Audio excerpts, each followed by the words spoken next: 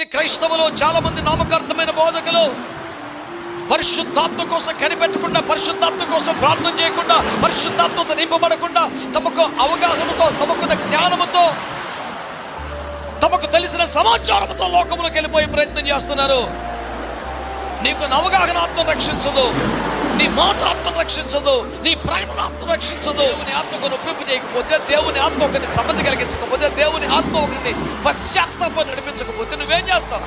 ఇప్పటికైనా దేవుడిని సార్లు దర్శించిన, నమ్మి తాళం చేయి గుర్తు చేతికిచ్చిన మళ్ళీ చేపట్టుకు వెళ్ళిపోతున్నావా, వాళ్ళట్టుకు వెళ్ళిపోతున్నావా?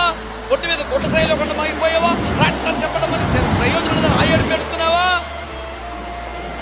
ఇక రా, ఆ అనుభవాలను వదిలిపెట్టి ఒకవేళ నువ్వు మేడగదిలోకి రాగలిగితే నీ పరిస్థితి మారిపోతుంది. ప్రపంచమును తల్లకిందులు చేసే వ్యక్తులు నువ్వు ఒకడు అయిపోతావు. దేవునికి గట్టిగా స్తోత్రం చెప్పండి ఒకసారి. భూలోకమును తల్లకిందులు చేయవాడిలో నువ్వు ఒకడు అయిపోతావు.